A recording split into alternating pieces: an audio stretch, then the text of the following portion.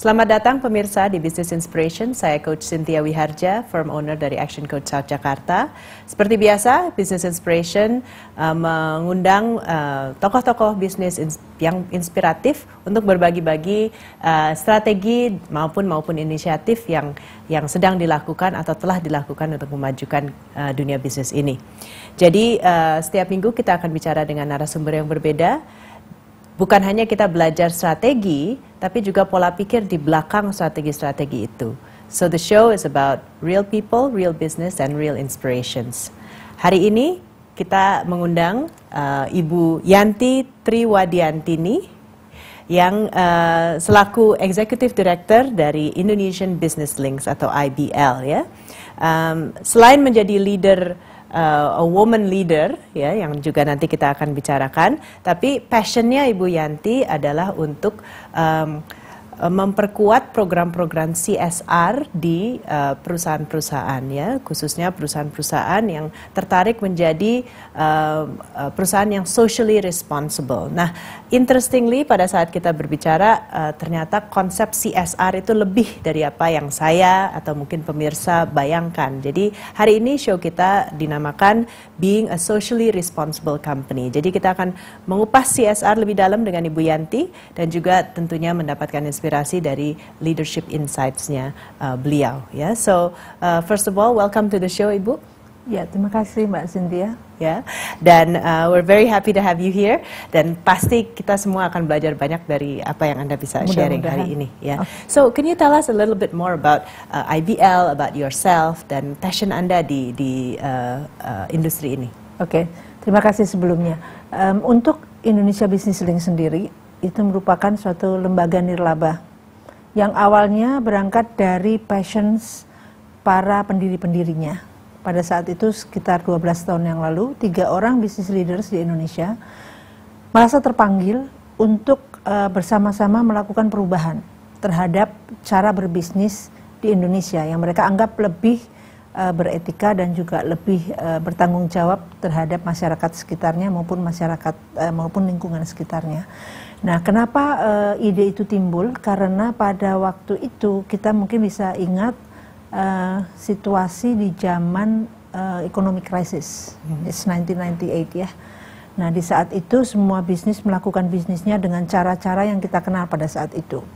There is no ethics, there is no responsibility, walaupun tidak semuanya. Nah, hal-hal seperti ini membawa suatu iklim bisnis yang tidak fair, artinya tidak merata, tidak juga kondusif, dan sebetulnya sangat merugikan reputasi bangsa maupun reputasi bisnis jika diteruskan.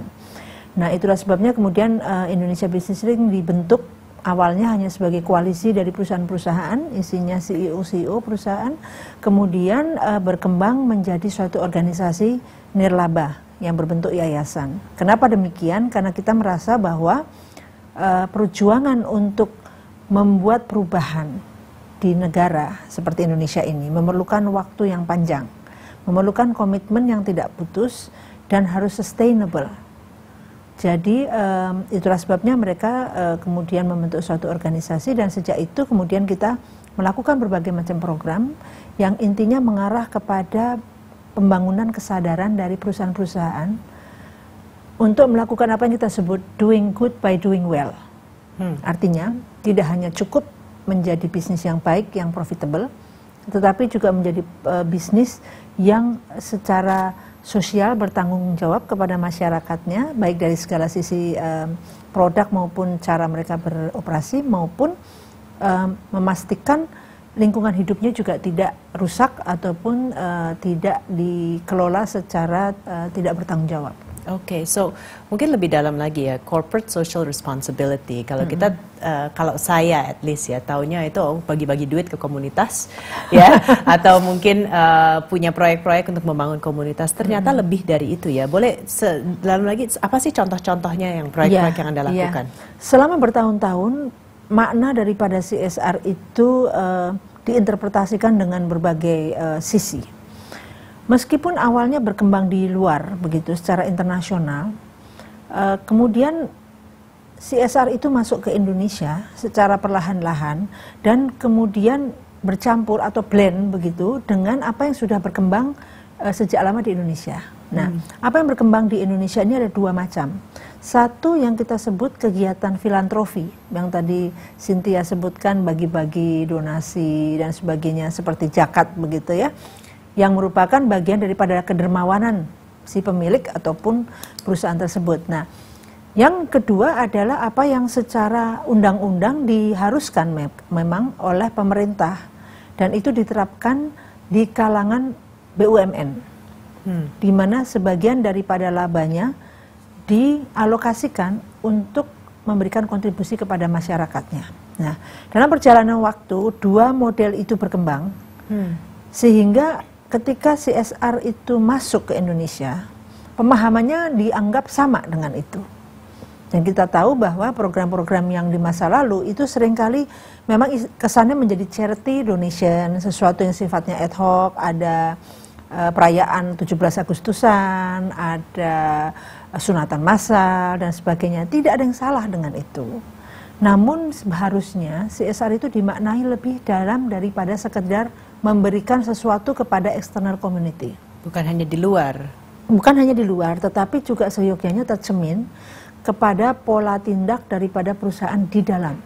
Contohnya? Contohnya bagaimana perusahaan itu memperlakukan buruh-buruhnya. Apakah mereka memberikan hak-hak yang wajib harusnya didapat oleh perusahaan, oleh labor atau buruh daripada perusahaan itu. Nah, itu seringkali dikesampingkan oleh perusahaan karena apa? Yang internal kan tidak kelihatan dari yang demi di luar. laba juga ya. Karena demi laba biasanya yang ada di dalam ini kaitannya dengan cost efficiency. Right. Tapi ke depan kalau keluar itu sangat erat dengan image, branding, reputation, PR, PR, exactly. Sehingga seringkali dua hal ini menjadi tidak balance. I see. Oke. Kalau kita lihat sekarang banyak sekali perusahaan yang lebih mengutamakan yang keluar tadi, ke dalamnya nanti dulu deh. Oke. Tapi tahu-tahu ada demo, tahu-tahu ada kasus. Nah, Betul. baru kemudian mereka sadar bahwa CSR itu harusnya both internally dan externally. Very good. Thank you Ibu Yanti. Dan pada saat kita kembali lagi pemirsa, kita akan membahas lagi leadership inside a non-profit organization. Jadi Ibu Yanti sendiri sebagai executive directornya, apa sih bedanya memimpin di private sector dan di non-profit? Setelah yang satu ini di Business Inspirations.